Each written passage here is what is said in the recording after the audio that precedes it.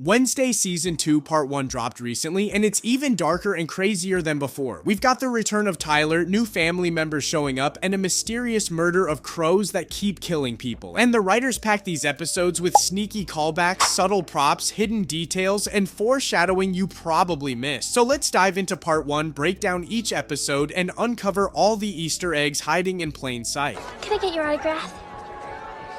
I only signed my name in blood. I would expect nothing less. I never said it was my own blood. The first episode opens with Wednesday tied up in a serial killer's basement, and a cover of My Favorite Things from The Sound of Music starts playing.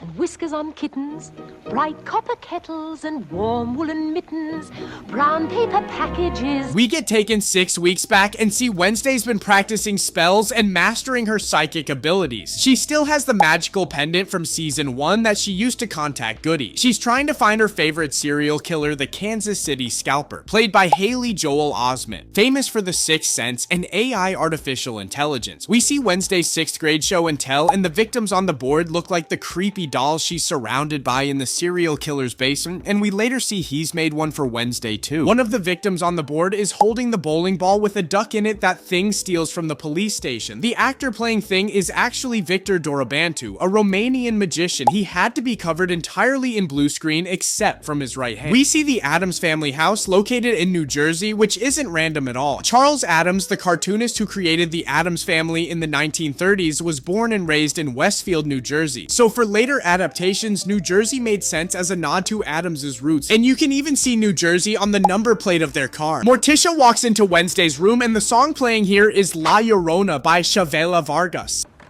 Soon, Mother. Soon. Chop chop.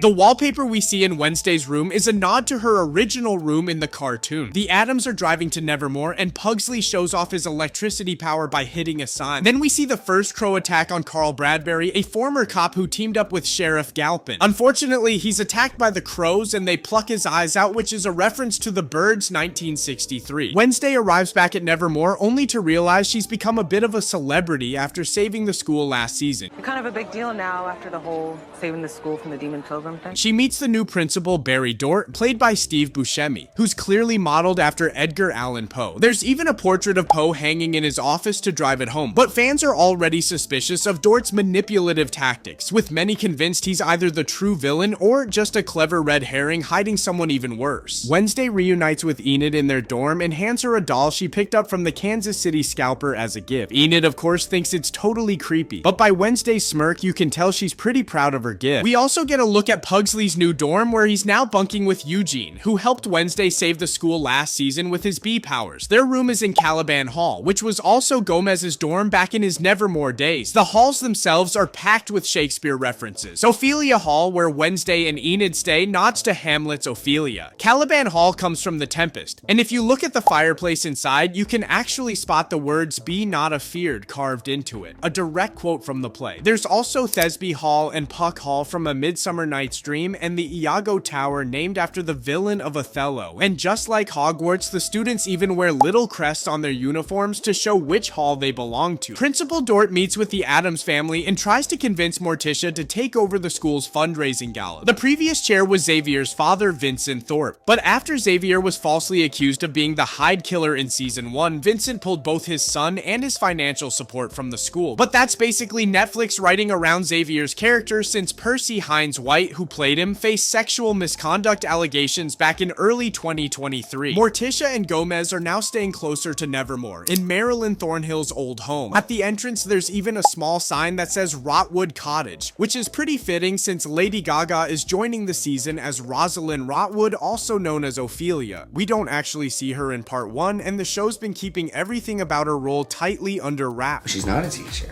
So that's your little clue. Yes, she's not. Whatever you heard, it's wrong. But if you watch the part 2 trailer, you can hear her voice right at the very end, a tease that her storyline is about to play a big role in part 2. Beware, there will be a price to pay.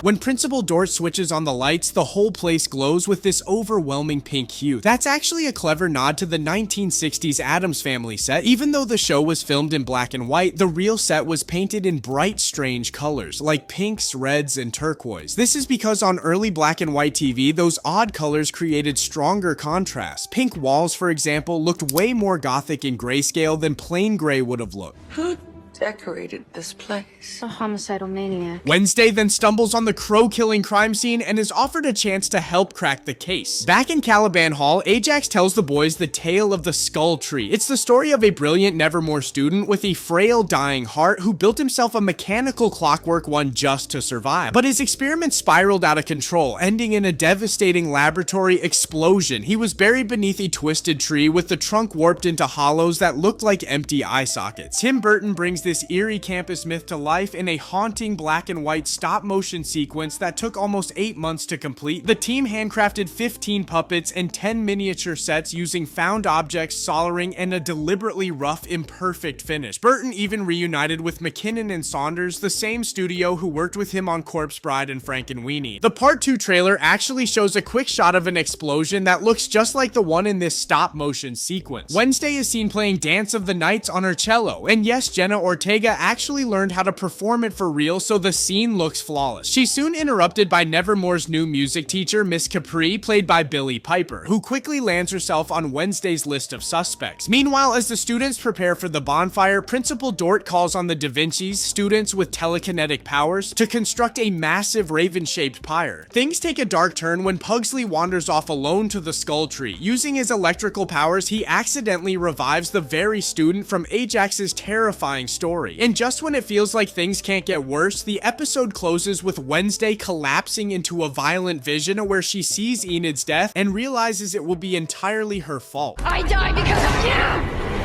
Episode 2 opens right where we left off with Wednesday's vision of Enid's death. She jolts awake in shock, more determined than ever to uncover the truth behind the crow killing. Her investigation takes her straight to Sheriff Galpin's house, but she's too late. The crows have already gotten to him and he's been killed. Desperate for answers, Wednesday tries to touch his body to trigger a vision, only to discover her powers have stopped working. Just like Morticia warned her, she's been pushing her psychic abilities too far. Before she can process what's happening, the authorities arrive and arrest her on the spot, but Gomez comes to her rescue. Pugsley introduces Eugene to Slurp, the zombie that rose from the Skull Tree, and just like in the stop motion sequence, we actually see his mechanical heart still ticking inside his chest. Later we head to the Telltale Cafe, which is a nod to Edgar Allan Poe's The Telltale Heart. If you look closely at the menu, there are even more Poe references like the fall of the House of Usher Chai and the murders in the Rue Macchiato, a playful twist on the murders in the Rue Morgue. It's here that we meet one of the strangest new characters yet, Professor Orloff. He appears with his head preserved inside a jar, and he's played by none other than Christopher Lloyd, who famously played Uncle Fester in the 1991 Addams Family movie. Sibling rivalry.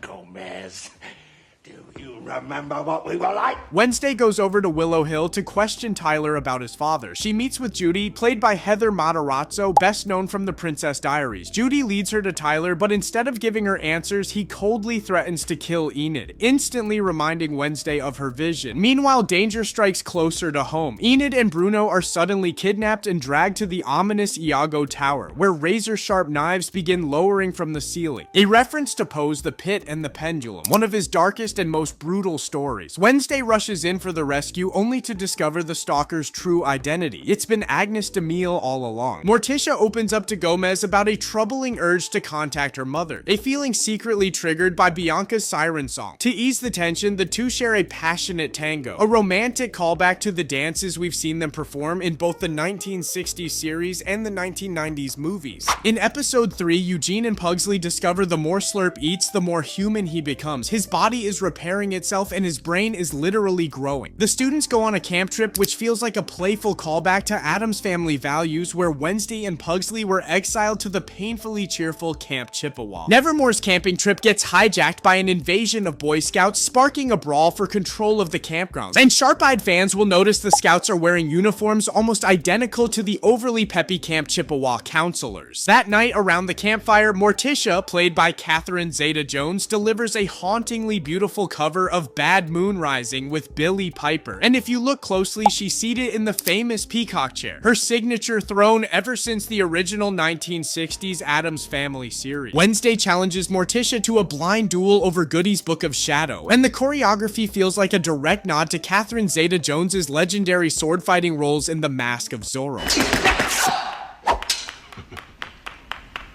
Not bad. The episode ends with Marilyn Thornhill, played by Christina Ricci, the OG Wednesday from the 1990s films, being transferred to Willow Hill. Thornhill agrees to share information about Tyler with the doctors at Willow Hill, but only on the condition that she gets to see him face to face. The moment Tyler lays eyes on her, he transforms into the Hyde and nearly strangles her to death. We see Grandmama Hester Frump, played by Joanna Lumley, but unlike the chaotic witchy versions we've seen in the past, this Grandmama is something else entirely. Inspired by Daphne Guinness, she's polished, poised, and exudes a cold gothic sophistication. Wednesday enlists Uncle Fester, played by Fred Armisen, to infiltrate Willow Hill. He casually mentions an electroshock therapist named Igor, which could be a nod to two things: Igor, the hunchbacked lab assistant from the Frankenstein films, or Igor, the Addams family's own pet vulture in the classic lore. Fester intentionally gets himself captured so he'll be sent deeper into Willow Hill. Meanwhile, Morticia informs Wednesday that her sister Anophelia was once locked away there after pushing her psychic powers too far. They found her with black tears streaming from her eyes, a warning of what could happen to Wednesday. Then Grandmama enters, demanding Goody's Book of Shadow, but instead of handing it over, Morticia shocks everyone by throwing the book into the fireplace. Agnes finds out more about Augustus Stonehurst, once a respected professor at Nevermore, then director of Willow Hill, and now a patient himself. He spearheaded a covert program known as Project Lois, an experiment designed to turn normies into outcasts. Thornhill spots Fester inside the facility and alerts the doctor, leading to his capture and confinement, right in the same cell as Slurp. When Wednesday hears about this, she hatches a daring escape plan with Enid and Agnes. Slurp breaks free from his chains, savagely attacking the guards who are escorting Thornhill. Seizing the chaos as her one chance, Thornhill rushes to free Tyler, which was a big mistake because the second he transforms into the Hyde, he kills her. Slurp kills Dr. Fairburn, and when he sees Augustus, he utters his very first coherent word.